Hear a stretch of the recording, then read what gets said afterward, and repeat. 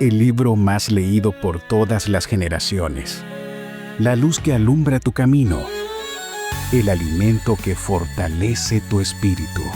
Narrado por Wendy Necio Sub, la Biblia en 365 días. 20 de noviembre, día 324 de este viaje emocionante de fe por la Biblia en 365 días. El tema de hoy es cuando resistir al diablo empieza por rendirte a Dios. Hoy entramos en una verdad que transforma por dentro. La victoria espiritual no comienza con tu esfuerzo, sino con tu rendición. Cuando tú le dices a Dios, quiero que seas tú, ya no voy a luchar en mis fuerzas, haz todo tú. Hay batallas que no se ganan luchando más fuerte, sino soltando más profundo. Cuando tú te rindes, Dios toma el lugar que el enemigo había ocupado con ruido, con ansiedad, con deseos desordenados.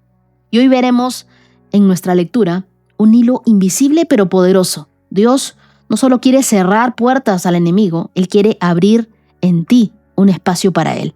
Porque resistir al diablo no es gritar más, orar más alto o demostrar fuerza. Es elegir dependencia total de Dios. Es decirle a Dios, gobierna mis pensamientos, gobierna mis decisiones, mis deseos, mis reacciones. Porque solos no podemos. Pero cuando nos rendimos a Dios, Él puede todo en nosotros. Rendirte es dejar de justificarte. Es dejar de negociar con lo que te hace daño, dejar de cargar con lo que no corresponde. Rendirte es decir, Dios, entra tú primero y yo te sigo. Es ahí donde la presión baja y la claridad vuelve, y la batalla se ordena. La guerra espiritual no se gana con fuerza humana, sino cuando tu corazón decide quién manda. Y cuando Dios manda, el enemigo retrocede. Así que hoy abrimos este día con valentía, no desde la lucha, sino desde la entrega. Las lecturas que nos acompañan en este día las encontramos en Ezequiel capítulo 40, verso 28, hasta el capítulo 41, verso 26. La lectura habla sobre medidas, pero tiene unos significados increíbles. Te recomiendo no salteártela. Santiago capítulo 4, versos del 1 al 17, el Salmo 118, versos del 19 al 29 y Proverbios capítulo 28, versos del 3 al 5. Y como ganaron en las votaciones los testimonios al final, ahora los testimonios están al final del episodio. Ahora sí, te voy a pedir que me acompañes en una oración. Amado Dios, hoy elijo rendirme.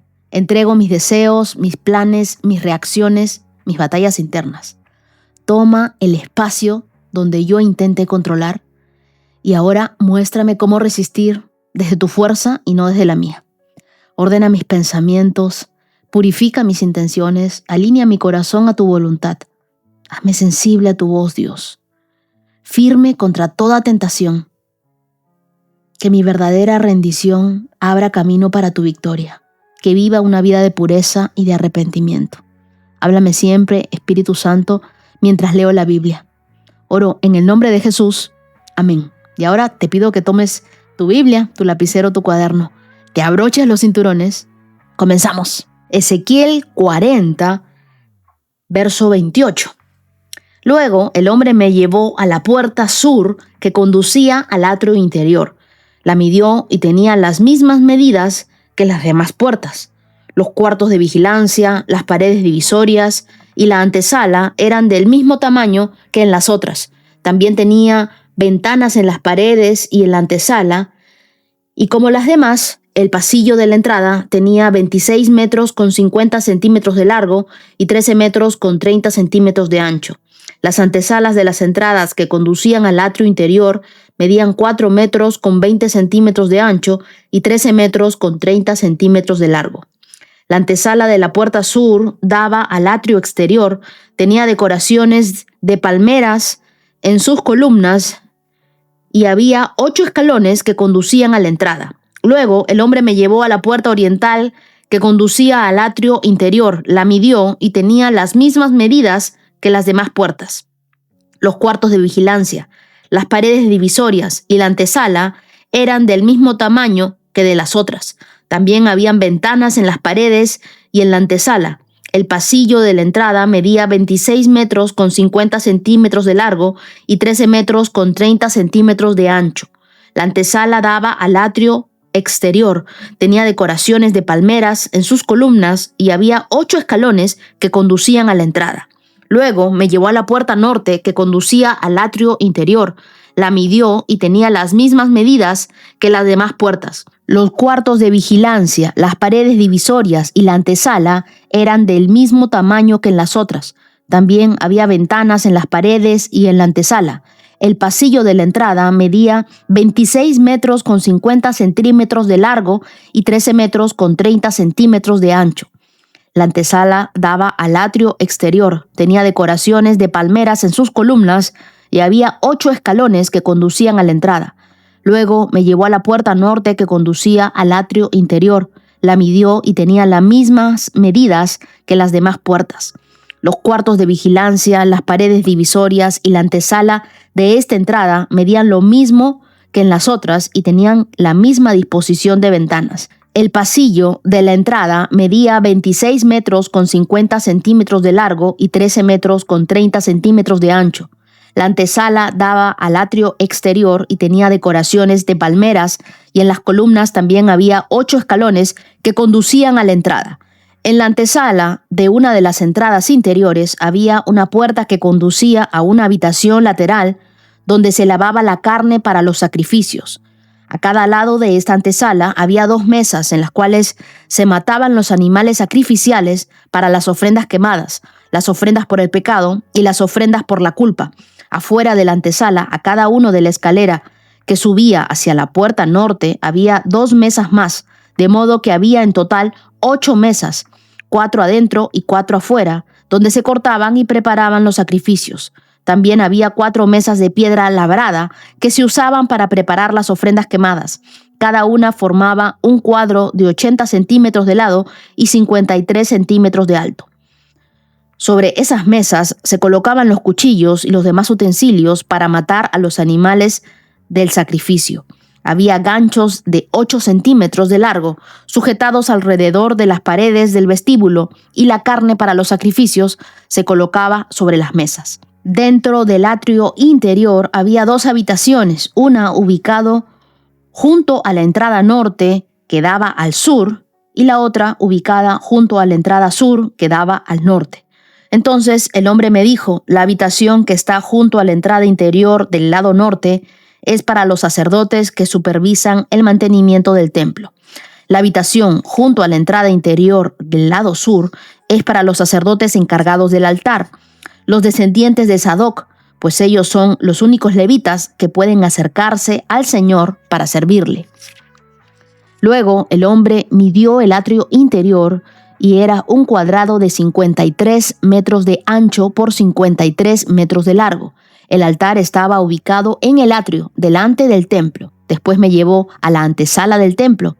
Midió los muros a cada lado de la abertura de entrada a la antesala y tenía 2 metros con 70 centímetros de espesor. La entrada misma medía 7 metros con 40 centímetros de ancho y los muros a cada lado de la entrada tenían 1 metro con 60 centímetros más largo. El antesala tenía 10 metros con 60 centímetros de ancho y 6 metros con 40 centímetros de fondo. Había 10 escalones que conducían a la antesala y una columna a cada lado de la entrada. Ezequiel capítulo 41.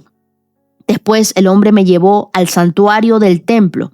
Midió el espesor de los muros a cada lado del portal y era 3 metros con 20 centímetros. El portal medía 5 metros con 30 centímetros de ancho y los muros a cada lado tenían una longitud de 2 metros con 60 centímetros. El santuario en sí era de 21 metros con 20 centímetros de largo y 10 metros con 60 centímetros de ancho.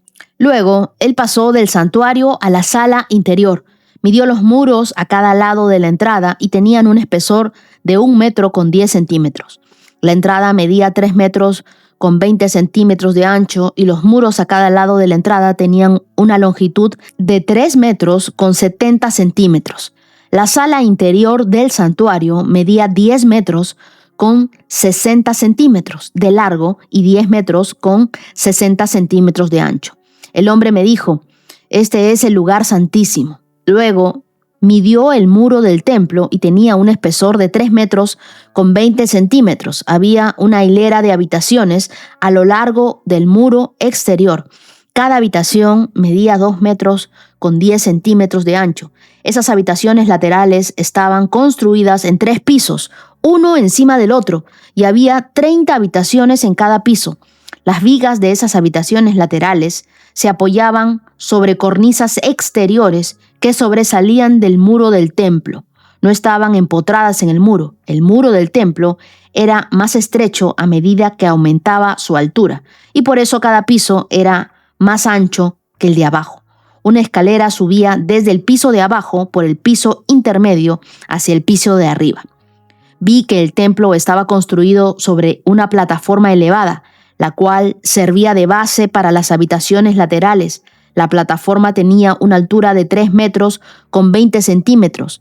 La pared exterior de las habitaciones laterales del templo tenía un espesor de 2 metros con 60 centímetros, la cual dejaba un espacio libre entre las habitaciones laterales y la hilera de las habitaciones a lo largo del muro exterior del atrio interior.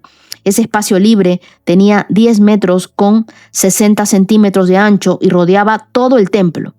De las habitaciones laterales salían 2 puertas al atrio del terraplén, que tenía 2 metros con 60 centímetros de ancho. Una puerta daba al norte y la otra daba al sur.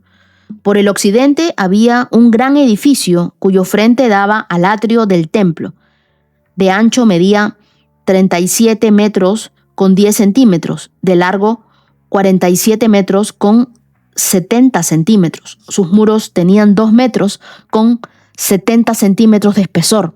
Luego el hombre midió la longitud del templo y era de 53 metros. El atrio que rodeaba el edificio, con los muros incluidos, tenía de largo 53 metros más. El atrio interior, al oriente del templo, también tenía 53 metros de ancho.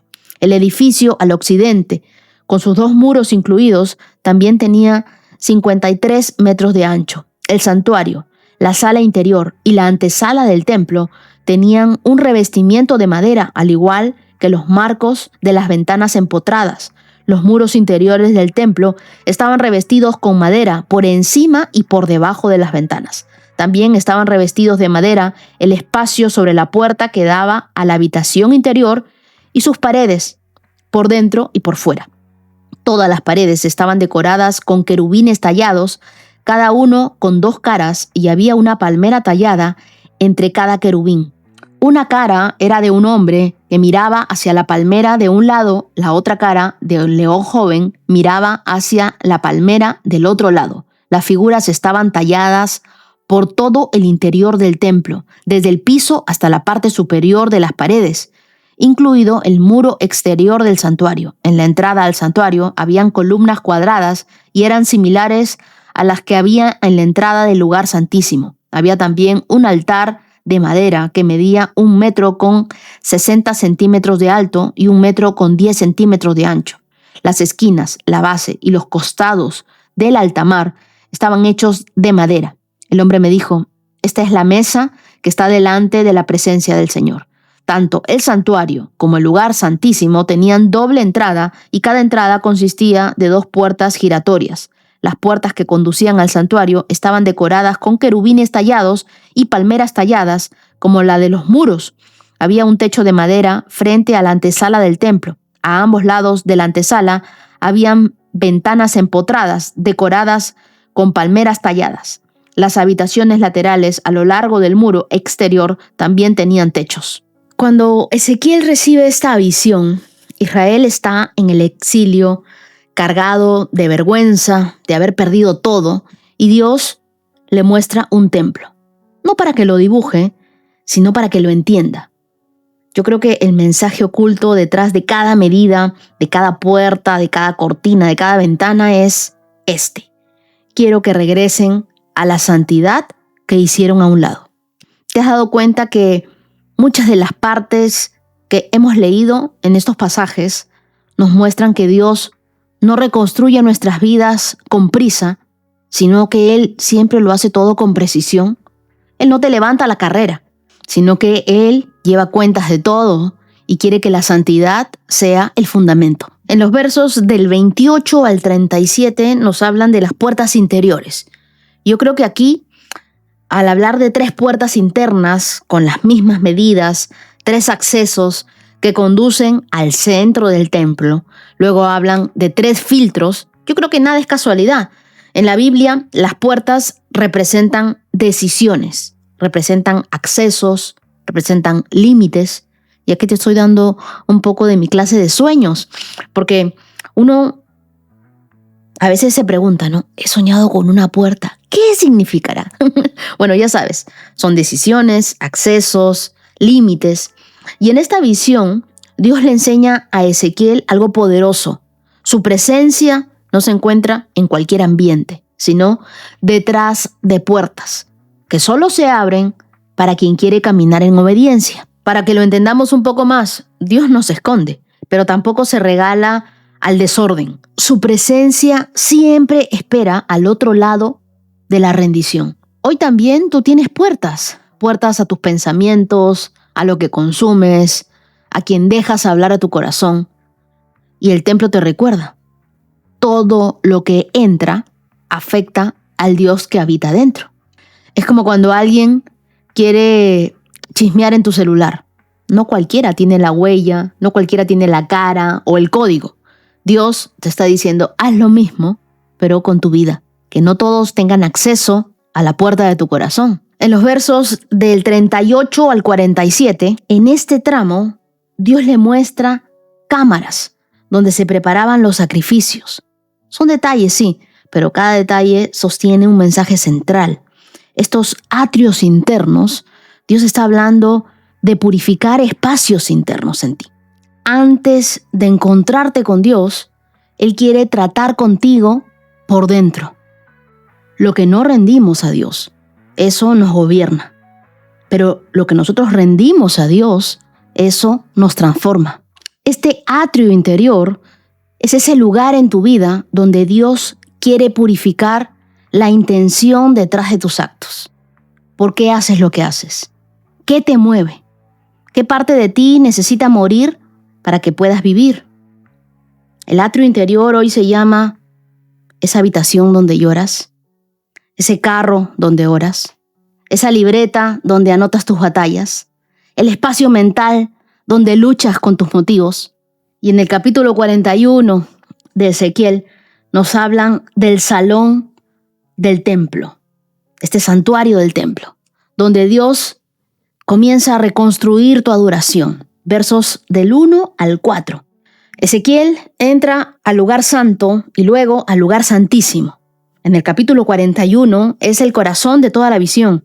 ¿Por qué? Porque el lugar santísimo era la habitación más interior, donde la gloria de Dios moraba y donde el sumo sacerdote entraba allí, acuérdense, una sola vez al año para interceder por toda la nación. Es lo que nos dice la Biblia en Éxodo capítulo 26, versos del 33 al 34. ¿Y qué ve Ezequiel ahora? Él ve un lugar santísimo vacío, sin el arca.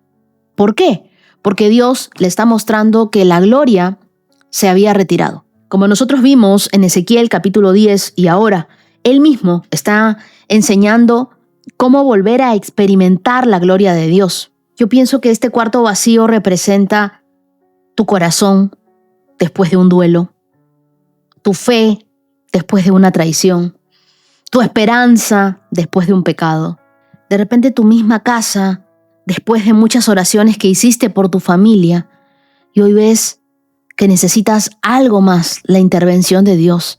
Y Dios te dice, no temas el espacio vacío, porque es ahí donde voy a volver a poner mi presencia. En el capítulo 41, verso 18, se nos habla sobre los querubines, y es Dios recordándonos quién gobierna nuestras batallas. Los muros del templo estaban llenos de querubines. Estos querubines eran ángeles poderosos, guardianes de la presencia de Dios. Y las palmeras a nosotros nos recuerdan victoria y también vida. Y creo que aquí hay un mensaje infiltrado para nosotros. La adoración verdadera no está sostenida por tu fuerza, sino por el poder del Dios que te rodea. Cada vez que tú eliges obedecer, cuando tú perdonas, cuando cortas una relación tóxica, cuando renuncias a un pecado, cuando dices la verdad, cuando regresas a la oración, estás dejando que los querubines espirituales de Dios guarden tu camino. En el capítulo 41, en el verso 22, Ezequiel ve un mueble de madera de acacia con medidas que coinciden tanto con la mesa del pan de la presencia como con el altar del incienso. ¿Y qué significa esto? En el templo de Dios, la provisión y la adoración siempre van juntas. El pan nos recordaba que Dios sustenta y el incienso recordaba que Dios escucha. Lo que nos enseña que el Dios que te pide adoración es el mismo Dios que te da alimento. Tú no puedes querer provisión sin comunicación, ni pedir bendición sin tener tu altar. Hoy, tu mesa es tu Biblia, tu tiempo de oración, tu conexión diaria con Dios en estos 365 días que llevamos en el año, tu proceso de sanidad. Eso es tu mesa, tu intimidad espiritual. Ahí Dios te alimenta, ahí Dios te escucha, ahí Dios te forma. Yo también me preguntaba, ¿por qué tantas medidas? Y yo creo que las medidas en el templo son exactas, son repetidas, son insistentes, pero tienen un motivo, porque la santidad de Dios no se improvisa, porque tu restauración no es un accidente, porque Dios reconstruye tu vida y lo hace con detalle, con precisión, con intención y con propósito. Así como el templo tiene medidas claras, tú también necesitas medidas espirituales, tiempos de oración, hábitos de pureza, límites emocionales, criterios para tus relaciones, decisiones que te protejan. Así que hoy te invito a revisar tus puertas. ¿Qué cosas están entrando a tu vida que no deberían entrar? Purifica tu atrio interior. Habla con Dios de tus verdaderas intenciones, no solo de tus acciones. Da espacio a lo vacío. Lo que hoy se siente hueco, Dios lo está preparando para llenar con su presencia otra vez. Y vuelve a la mesa. Alimenta tu espíritu con oración, con lectura de la Biblia, con comunión con Dios. Ora conmigo y dile: Dios, muéstrame cómo volver a ti con la misma precisión que le mostraste a Ezequiel la reconstrucción del templo. Revela mis puertas, mis atrios, mis cámaras internas. Purifica mis intenciones. Llena mis espacios vacíos. Rodea mi vida con tus querubines y enséñame a obedecerte y hacerlo con gozo. Hazme un lugar donde tu presencia se sienta en cada detalle, Dios. Oro en el nombre de Jesús. Amén. Santiago capítulo 4, verso 1. ¿Qué es lo que causa las disputas y las peleas entre ustedes? ¿Acaso no surgen de los malos deseos que combaten en su interior? Desean lo que no tienen, entonces traman y hasta matan para conseguirlo. Envidian lo que otros tienen, pero no pueden obtenerlo. Por eso luchan y les hacen la guerra para quitárselo. Sin embargo, no tienen lo que desean porque no se lo piden a Dios. Aun cuando se lo piden, tampoco lo reciben porque lo piden con malas intenciones. Desean solamente lo que les dará placer. Adúlteros, ¿no se dan cuenta de que la amistad con el mundo los convierte en enemigos de Dios? Lo repito, si alguien quiere ser amigo del mundo, se hace enemigo de Dios. ¿Acaso piensan que las Escrituras no significan nada? Ellas dicen que Dios desea fervientemente que el Espíritu que puso dentro de nosotros le sea fiel. Y Él da gracia con generosidad, como dicen las Escrituras. Dios se opone a los orgullosos, pero da gracia a los humildes. Así que humíllense delante de Dios, resistan al diablo y Él huirá de ustedes. Acérquense a Dios y Dios se acercará a ustedes. Lávense las manos, pecadores, purifiquen su corazón, porque su lealtad está dividida entre Dios y el mundo. Derramen lágrimas por lo que han hecho, que haya lamento y profundo dolor, que haya llanto en lugar de risa y tristeza en lugar de alegría. Humíllense delante del Señor y Él los levantará con honor. Amados hermanos, no hablen mal los unos de los otros. Si se critican y se juzgan entre ustedes, entonces critican y juzgan la ley de Dios. En cambio, les corresponde obedecer la ley, no hacer la función de jueces. Solo Dios, quien ha dado la ley, es el juez. Solamente Él tiene el poder para salvar o destruir. Entonces, ¿qué derecho tienes tú para juzgar a tu prójimo. Presten atención. Ustedes que dicen hoy o mañana iremos a tal o cual ciudad y nos quedaremos un año, haremos negocios allí y ganaremos dinero.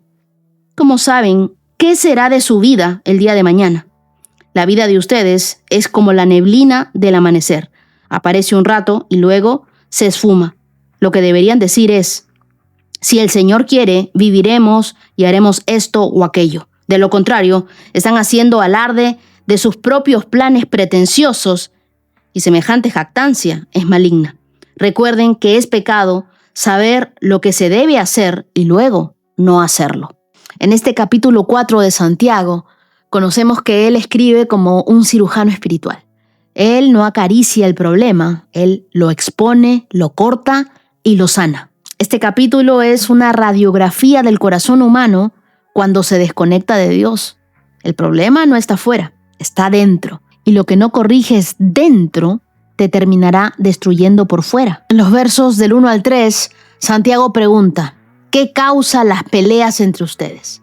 Y quiero que vean esto, porque él no dice tu jefe, tu pareja, tus hermanos, tu familia, la iglesia. Él dice sus deseos que luchan dentro de ustedes. En otras palabras, tu conflicto externo revela tu desorden interno. Santiago señala el problema de raíz. Nosotros no pedimos mal o pedimos con motivos torcidos.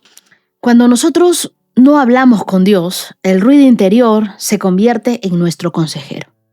Así que pregúntate, ¿tú le consultas a Dios tus planes o le pides aprobación para que confirme los tuyos? ¿Le pides su guía o solo le comentas para que sepa? Es como alguien que pide un préstamo para pagar otro préstamo, pero nunca revisa por qué gasta más de lo que le ingresa.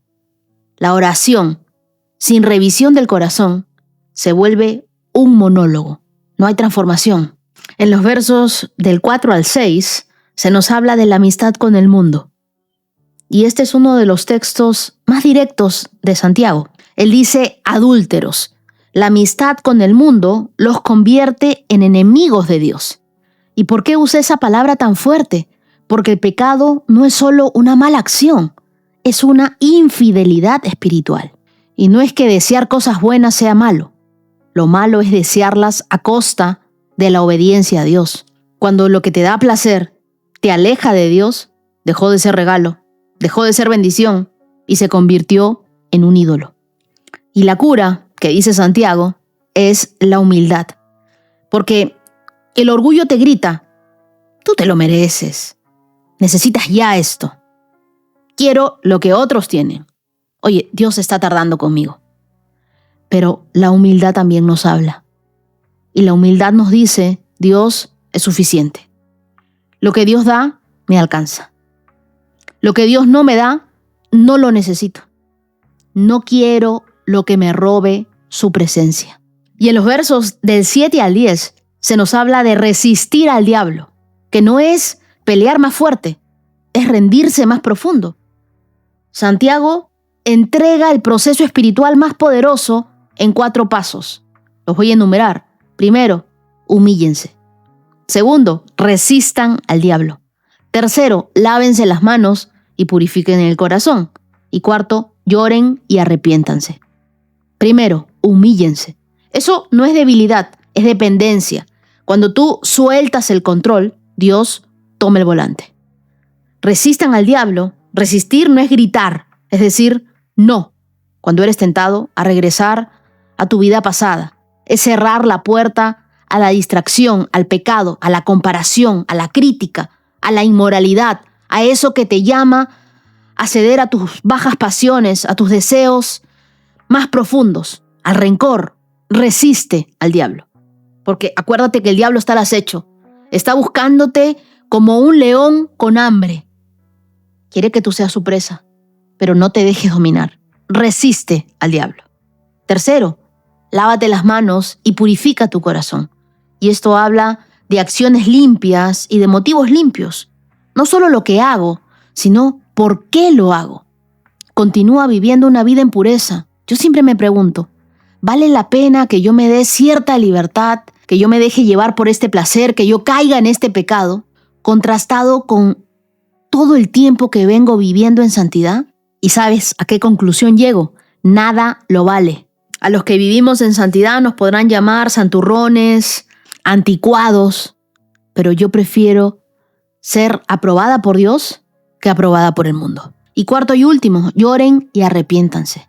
El arrepentimiento no es culpa, es volver a respirar, es cambio de rumbo, cambio de dirección, cambio de decisiones, cambio de hábitos. Es llorar para sanar, no para hundirte. Es liberarte por fin de eso que te mantenía atado. Santiago nos invita a no huir del proceso. En los versos del 11 al 12, Santiago conecta algo que hoy muchos desconectan: la lengua arrogante y el corazón crítico. Si juzgas y hablas mal de la ley de Dios, es decir, criticar no es solo herir a otros, es desobedecer la ley del amor. Cuando tú hablas mal de otros, no describes su corazón, describes el tuyo. Antes de emitir una crítica, hazte esta pregunta: ¿yo estoy edificando o estoy destruyendo? Porque si destruye, viene el orgullo. Y si edifica, viene de Dios. Y en los versos del 13 al 16, es una advertencia para los que confían en sí mismos. Nuestra vida es como una neblina. Debemos planear, sí, pero con Dios al centro. Dios primero. Santiago no prohíbe el planear, prohíbe planear sin Dios. La vida de ustedes es como la neblina del amanecer. Aparece un rato y luego se esfuma. No dice que es larga, no dice que es segura, no dice que es garantizada, dice neblina. Hacer planes sin oración, sin Dios, es como construir una casa sin cimientos. Se ve bonita hasta que sopla un viento. Nosotros hacemos planes financieros, planes emocionales, planes familiares, planes ministeriales, pero ¿qué tanto dices si Dios quiere? Como una postura de tu vida, no como una frase religiosa. Si Dios lo permite. Muéstrame quién manda aquí. Y por último, el verso 17 es como un golpe duro que dice: recuerden que es pecado saber lo que se debe hacer y luego no hacerlo. Pecado no es solo hacer lo malo, también es no hacer lo bueno. Es decir, cuando tú sabes lo que Dios quiere que hagas y eliges no hacerlo, eso es pecado. Es una forma de rebeldía pasiva. Es que tú guardas silencio donde Dios te pidió acción. Es una inmovilidad donde Dios te pidió obediencia. Así que quiero enseñarte 4 cosas que vamos a hacer después de leer Santiago 4. Primero, ora con honestidad brutal. No pidas solo lo que deseas. Pide que tu corazón se alinee a la voluntad de Dios. Segundo, haz un detox espiritual. Revisa qué hábitos están robando tu fidelidad para Dios. Tercero, cambia la crítica por bendición. Habla bien, incluso cuando nadie lo merece, porque tú tampoco lo merecías.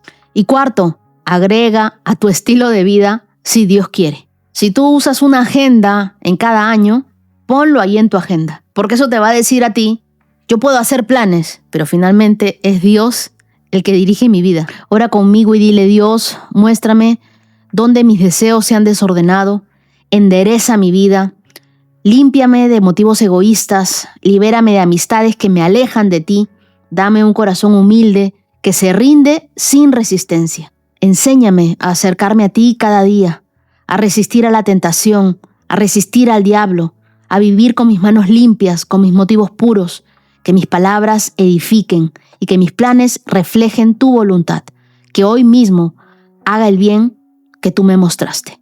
Oro en el nombre de Jesús. Amén. Salmo 118, verso 19. Ábrame las puertas por donde entran los justos, y entraré y daré gracias al Señor. Estas puertas conducen a la presencia del Señor, y los justos entran allí. Te doy gracias por contestar mi oración y por darme la victoria. La piedra que los constructores rechazaron ahora se ha convertido en la piedra principal. Esto es obra del Señor y es maravilloso verlo. Este es el día que hizo el Señor. Nos gozaremos y alegraremos en él. Te rogamos, Señor, por favor, sálvanos. Te rogamos, por favor, Señor, haznos triunfar. Bendigan al que viene en el nombre del Señor. Desde la casa del Señor los bendecimos. El Señor es Dios y brilla sobre nosotros. lleven el sacrificio y átenlo con cuerdas sobre el altar. Tú eres mi Dios y te alabaré. Eres mi Dios y te exaltaré. Den gracias al Señor porque Él es bueno. Su fiel amor perdura para siempre. No sé si te diste cuenta, pero el verso 19 comienza con: ábranme las puertas por donde entran los justos. Entraré y daré gracias al Señor. Estas puertas representan el acceso al templo. Acabamos de estudiarlo, pero también representan el acceso al favor, a la guía, a la gracia, a la victoria de Dios. El salmista no dice, yo abriré. Él dice, ábranme. ¿Te das cuenta? Los justos no se abren paso por la fuerza. Caminan por puertas que Dios abre para ellos. Las puertas que Dios abre no son puertas empujadas, son puertas que Dios concede que se nos abran. Verso 21 dice, te doy gracias por contestar mi oración y por darme la victoria. Yo quiero que resaltes ese verso en tu Biblia. La puerta que se abre es la prueba de que Dios te escuchó. Versos 22 y 23 nos habla de la piedra que los constructores rechazaron, ahora se ha convertido en la piedra principal. Este versículo aparece por lo menos en 6 lugares en la Biblia. ¿Por qué? Porque es la historia de todos los que han sido descartados, pero también elegidos por Dios. Históricamente, los constructores examinan piedras y deciden cuáles sirven y cuáles no. La principal era la piedra angular, la que marcaba la dirección y también el soporte. ¿Qué significa eso para ti? Lo que otros dijeron que no servía, Dios lo está convirtiendo en fundamento. Jesús mismo tomó este versículo para hablar de sí mismo, pero también lo aplica a todo hijo de Dios que vive por procesos de restauración. Este rechazo que tanto te dolió no fue el final, fue dirección de Dios y Dios usó este evento para mostrar su restauración. El verso 24 dice, este es el día que hizo el Señor, nos gozaremos y alegraremos en él. No dice, este es el día perfecto. Tampoco dice, este es el día fácil. No dice, este es el día sin problemas. Dice, este es el día que hizo el Señor. Es decir, lo que Dios hace se celebra, aunque no entendamos el proceso.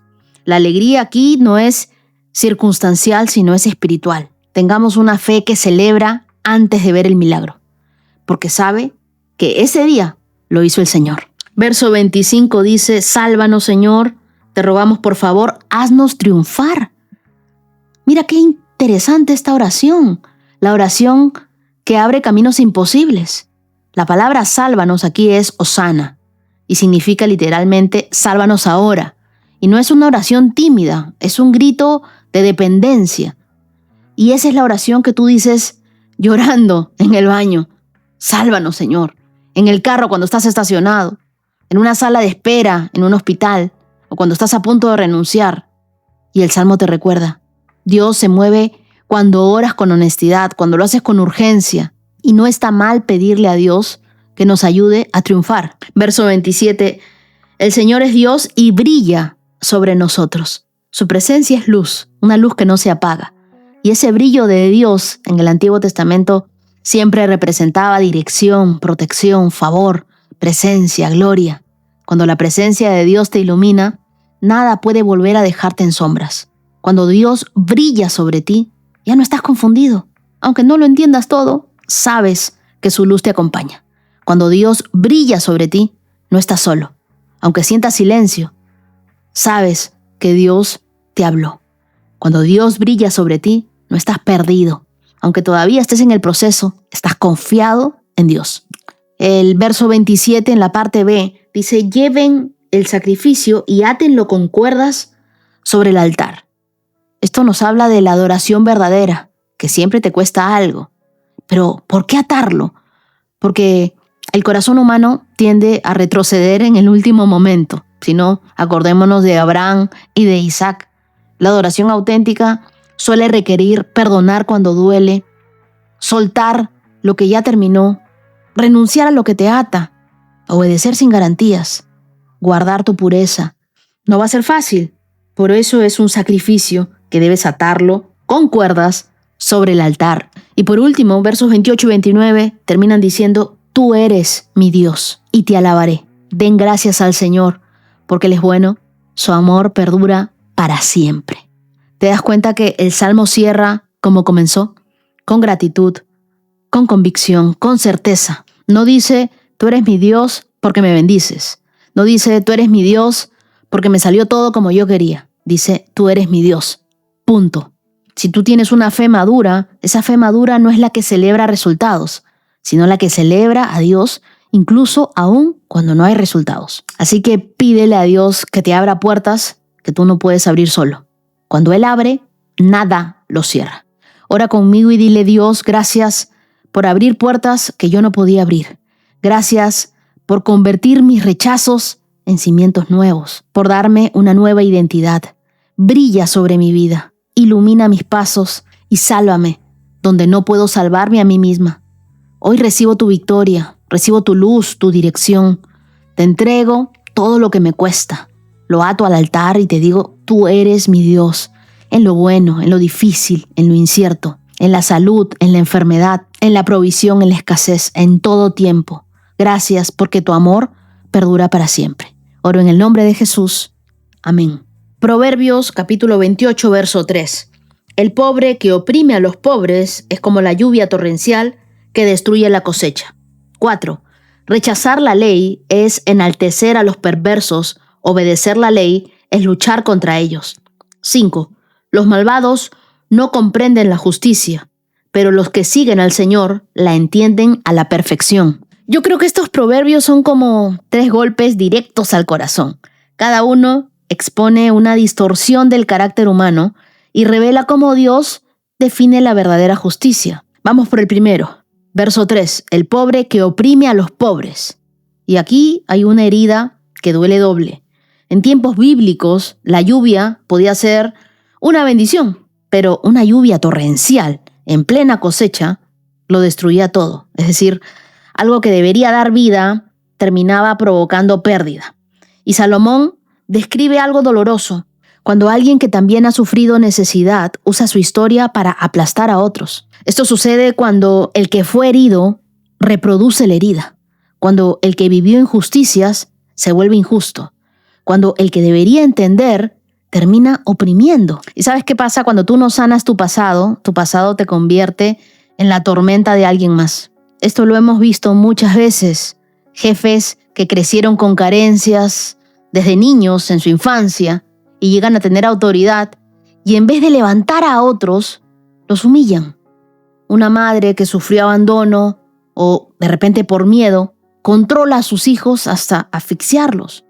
Líderes espirituales que crecieron en hogares rígidos y ahora repiten dureza sin misericordia. Dios nos está llamando a romper ciclos, no a repetirlos. Dios nos ha levantado de la pobreza económica, emocional y espiritual. No te conviertas en tormenta de nadie. Conviértete en una sombra que cobija a otros, que entiende a otros, que vean en ti a ese Dios compasivo. El verso 4 nos dice, rechazar la ley es enaltecer a los perversos. Así que este versículo nos enseña algo que muchas veces evitamos admitir. Cuando alguien rechaza los caminos de Dios, sin darse cuenta se convierte en un aplauso silencioso para los que hacen mal. No porque apoye directamente, sino porque lo legitima con su indiferencia. Lo que Salomón nos está diciendo es obedecer a Dios, es luchar contra la maldad. Pero no con violencia, no con gritos, no con orgullo, sino con obediencia. La obediencia es resistencia espiritual. Para que lo entendamos juntos, elegir la pureza sexual hoy es luchar contra la cultura de la pornografía. Elegir la integridad financiera es luchar contra una sociedad de atajos. Elegir perdonar es luchar contra la lógica del rencor.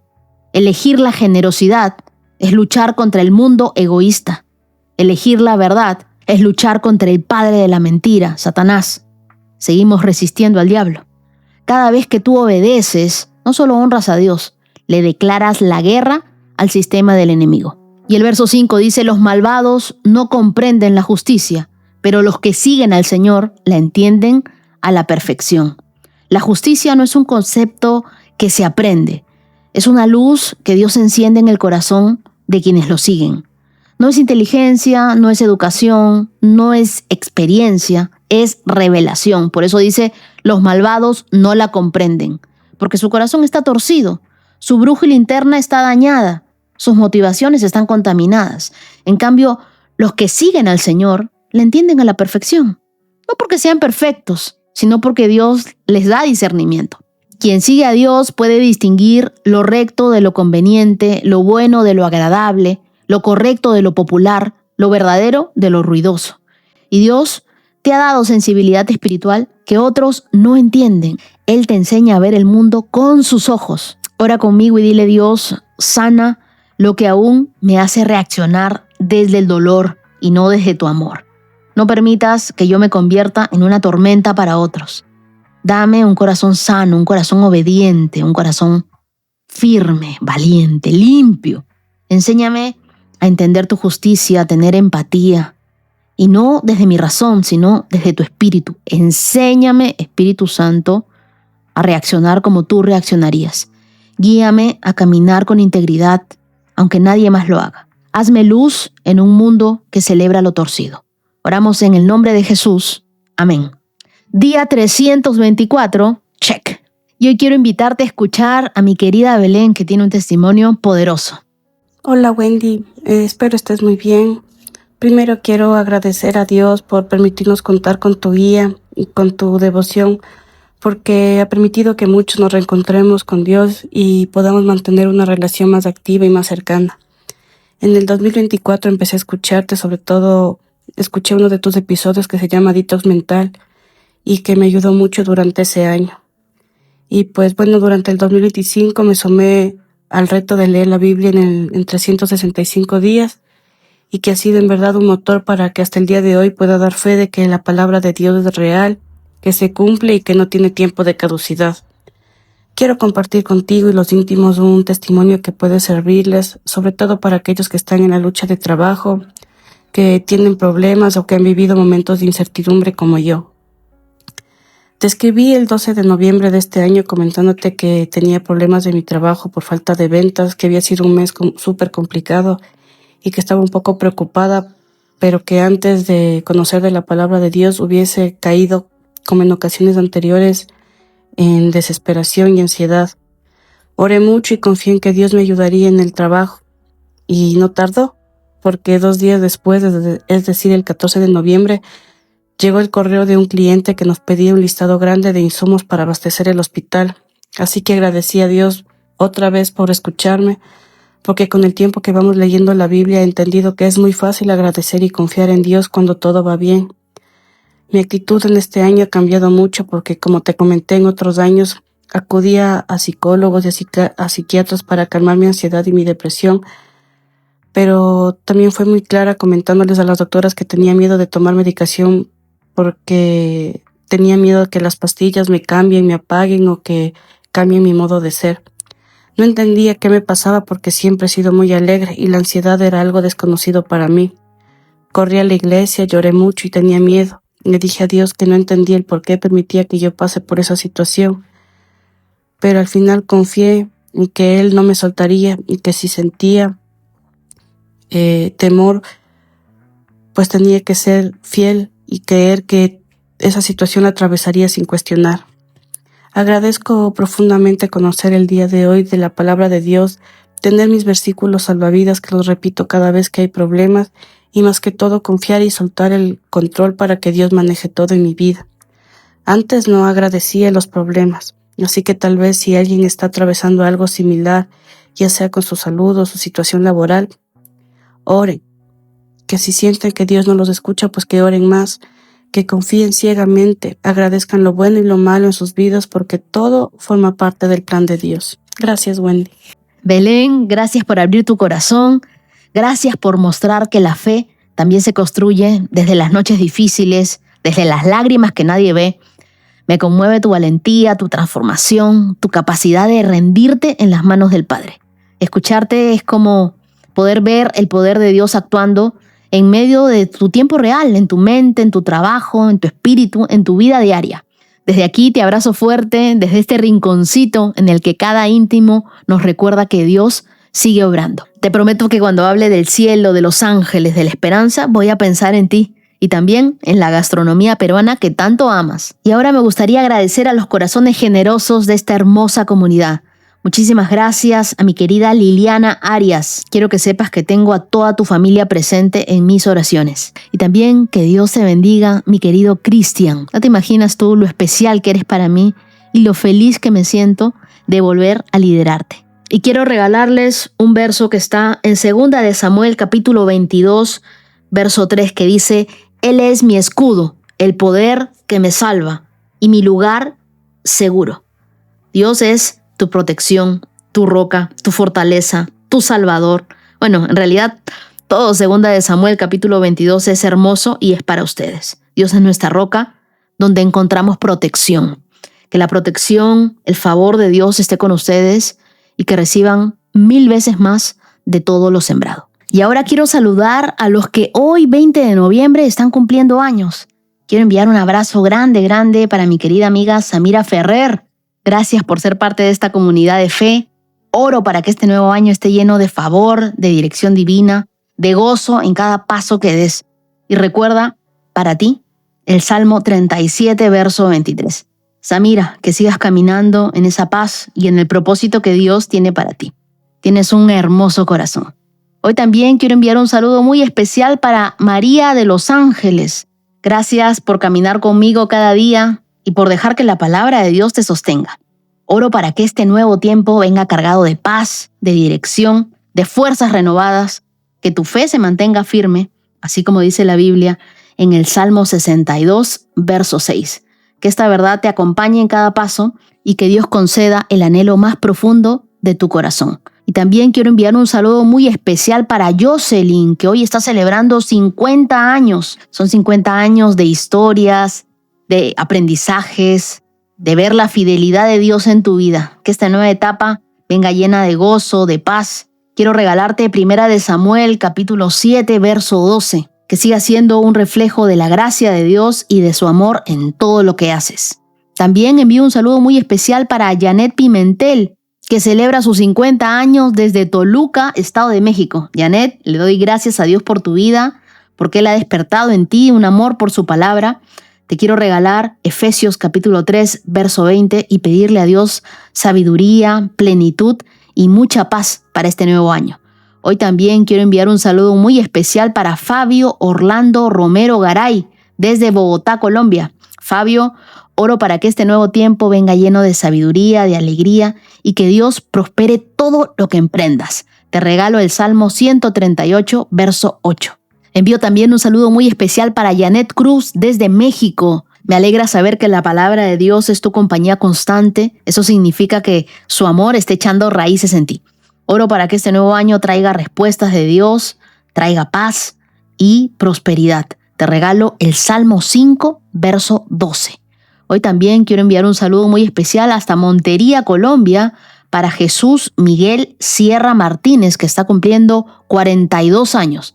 Tu esposa Angélica María Terán, junto con tus hijos Ángel Miguel y Mariana, me contaron cuánto te admiran, cuánto agradecen a Dios por tu vida.